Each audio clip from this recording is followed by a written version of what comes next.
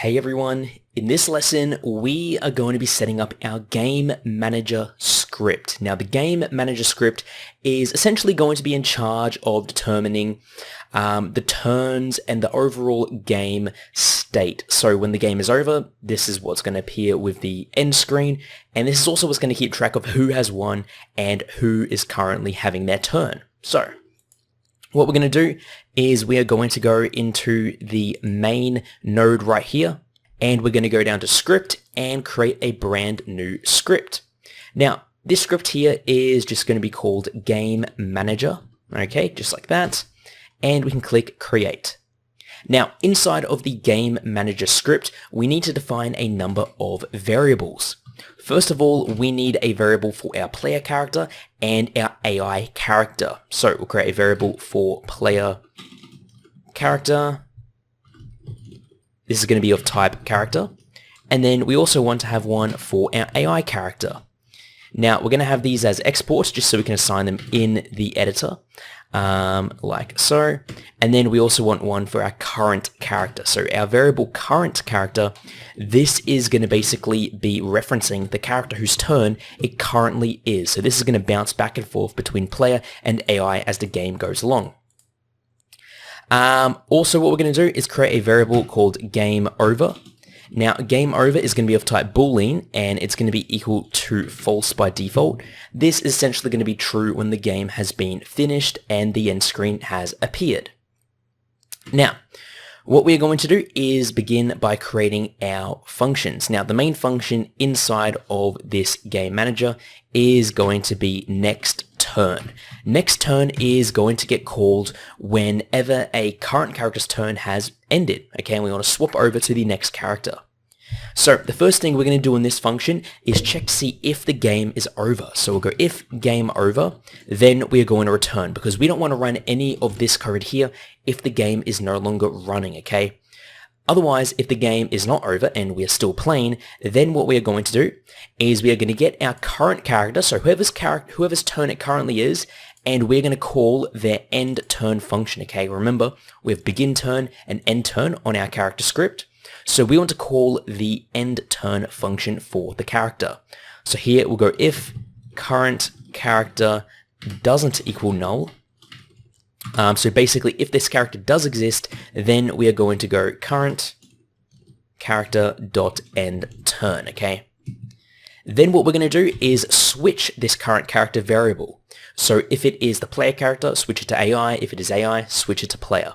So here we're going to go if current character equals the AI character or current character equals null. Okay, so at the start of the game, we are also going to call this next turn function, and in order to have this run properly, we need to make sure that we are changing our character even if it is null.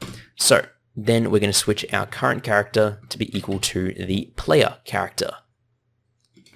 Otherwise, we are going to set our current character to be equal to the AI character. Okay, so basically back and forth, we'll hop in between player and AI. Now, the next step is going to be calling that character's begin turn function, okay? So here we can go current character dot begin turn. And then what we're going to do is basically do two separate things.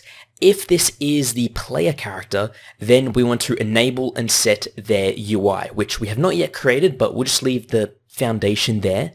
And if it is the enemy player or the AI character, we want to add an artificial weight to basically simulate its mind deciding what to do, and then we will allow it to cast its combat action, okay? So what we're going to do here is we are going to go if current character dot is player, then we are going to simply write down pass and add in a little comment here which says enable and set player UI.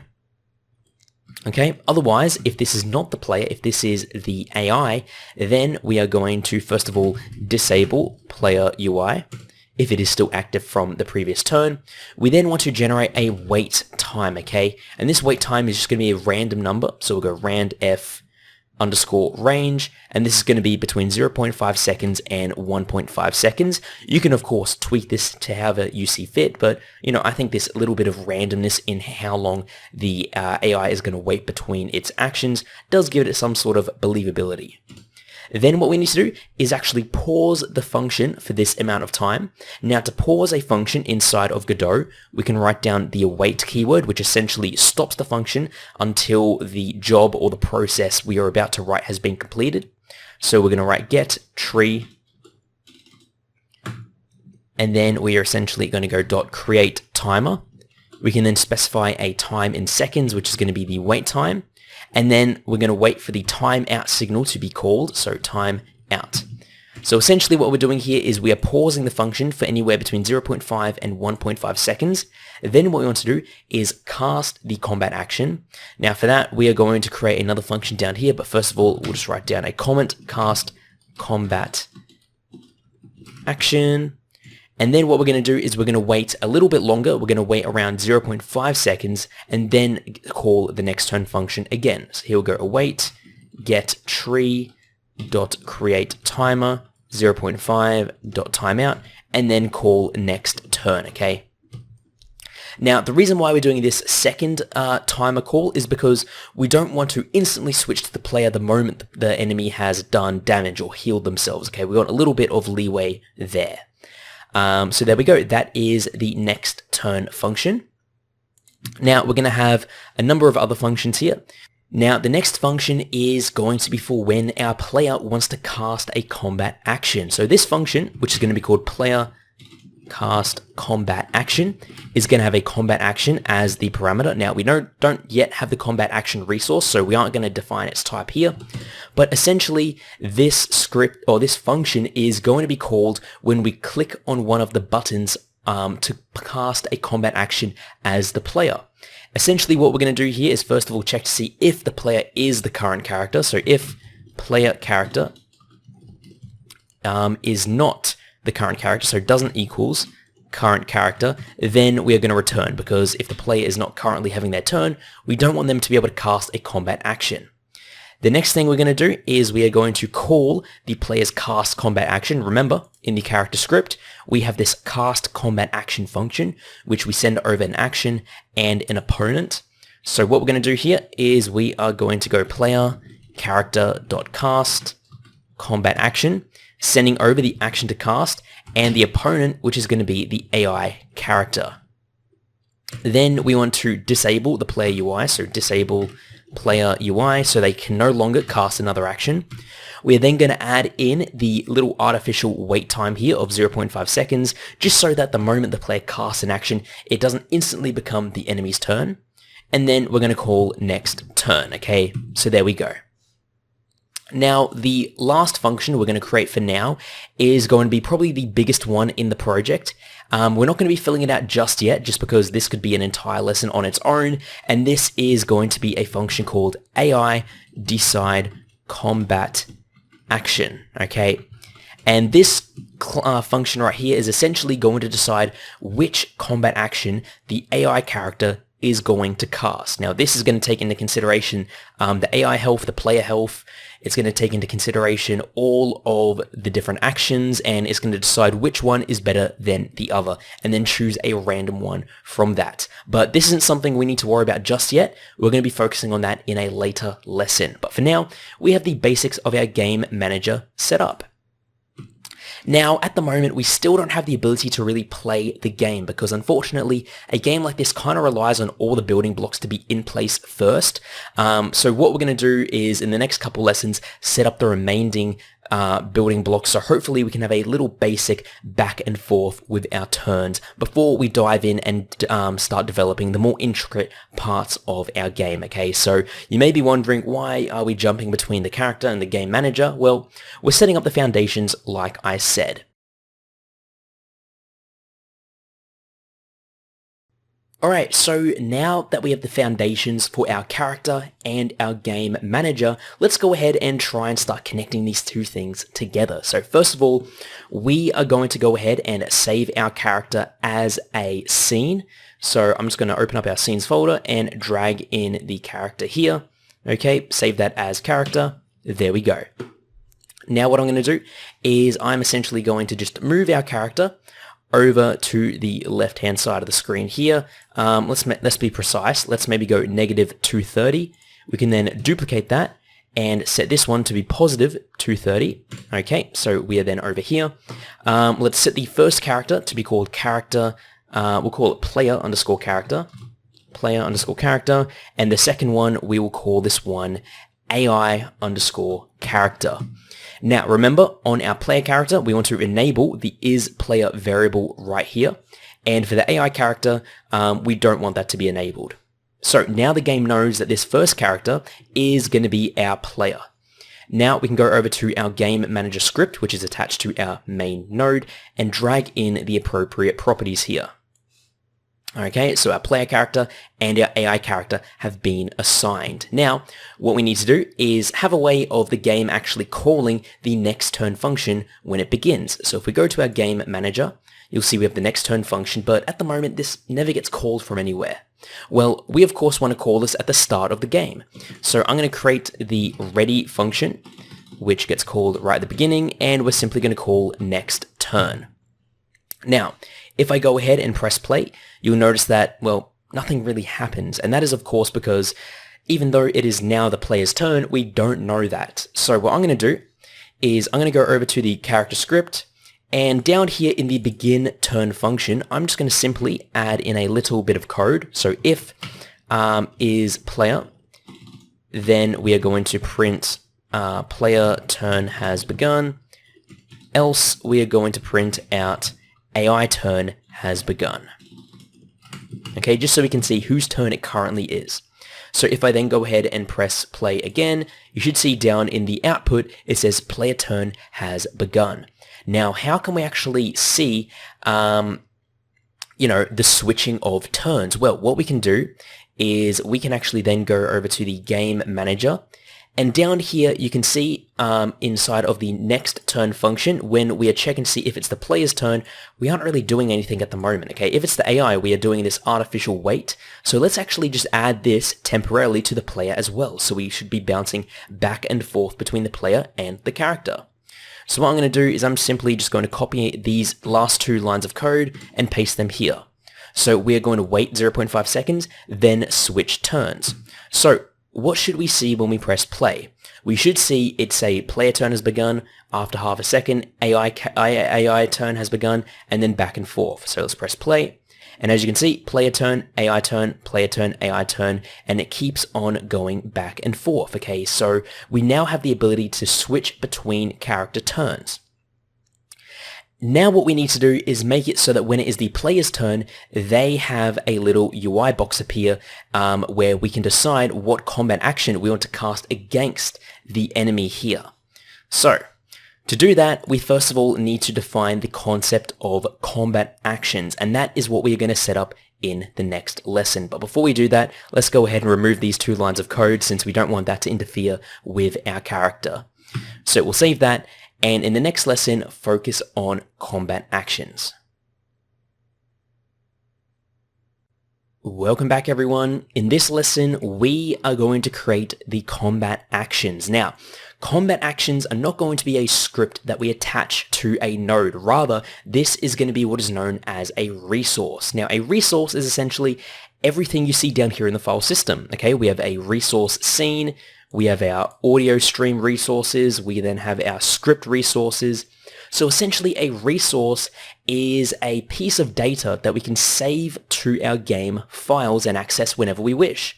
Now these combat actions are going to be for healing, for attacking, etc. And we can then assign them to each character, okay?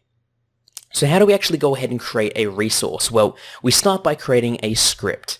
So I'm going to right click on our scripts folder and create a brand new script. And this one is going to be called combat action. And where we go inherit, we're going to change this from node over to resource. So we can find resource right here and then click create. Now let's open up this combat action script. And inside we first of all want to define a class name. So we'll go class name and we will call this one combat action, like so. And then we simply just write down all the variables we want for it. So for example, we want an export variable for our display name, which is going to be of type string. This is essentially what the combat action is going to be called in our UI. Likewise, we want one for our description. So description, this is going to explain to the player what this combat action does. Now, if you do want this variable to be displayed in the inspector for us to determine, we of course need to export it, okay? We are then going to have a variable here for our melee damage. This is going to be of type int, and we'll make it 0 by default. So this is essentially going to be how much damage the combat action is going to deal. We then want another one for heal amount. This is going to be how much health this action is going to basically give back to the one who is casting it. Int equals 0.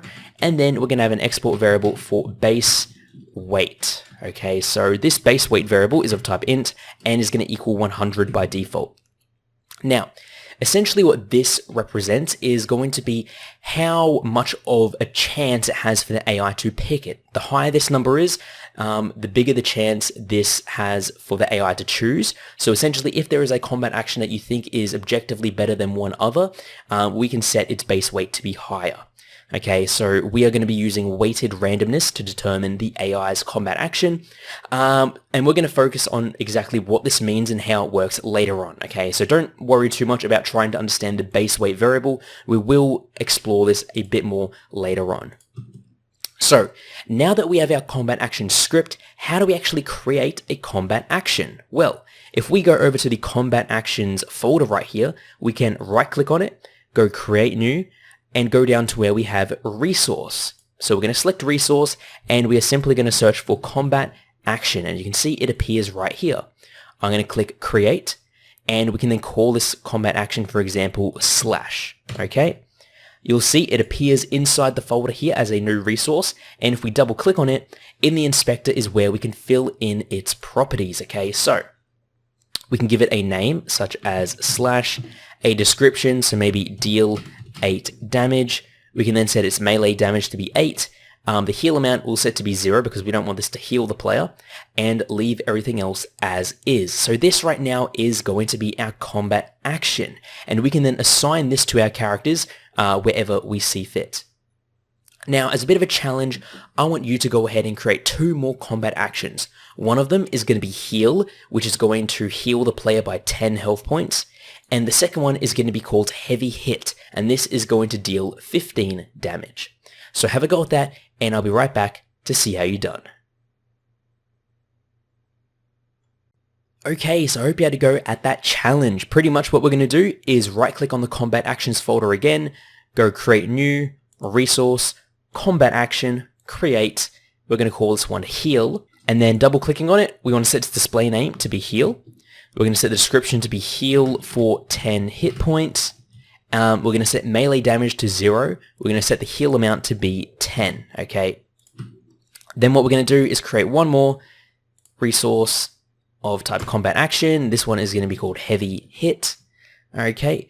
And this one, heavy hit, we can then fill in its properties, display name, heavy hit, and we are then going to have the description basically say deal 15 damage.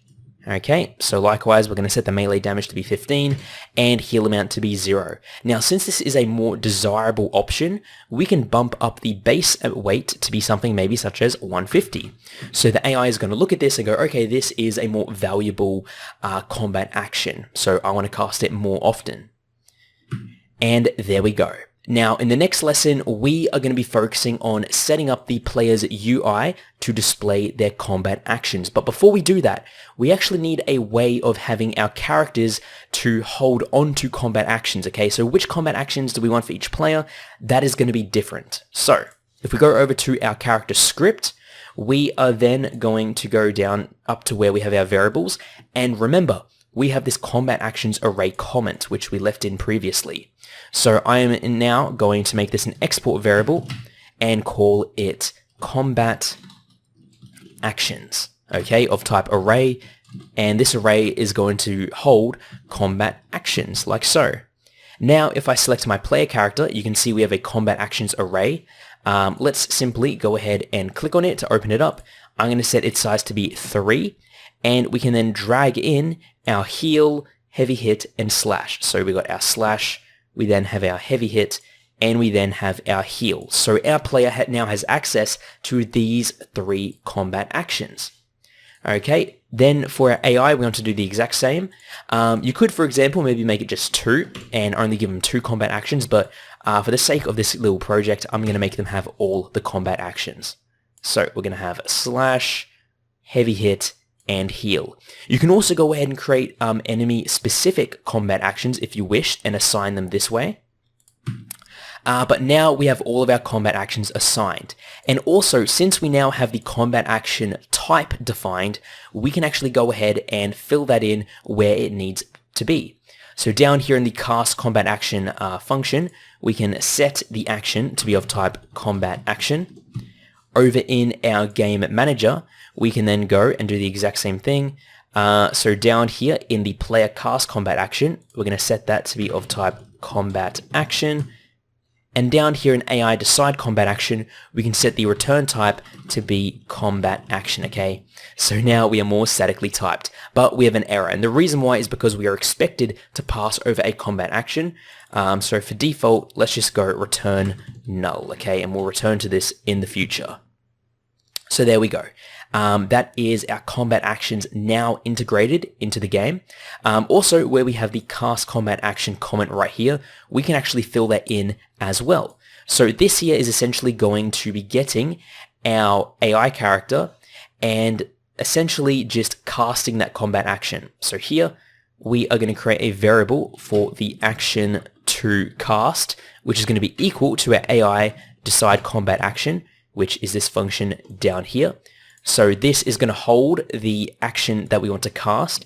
And then what we're going to do, whoops, just fixing this up, sorry.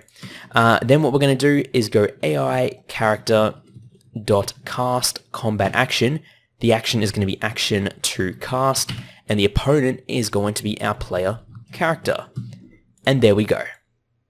So now in the next lesson, we are going to begin setting up our player UI. So as the player, when it is our turn, we can actually see a list of our combat actions and then choose which one to cast. So thanks for watching, and I'll see you all then.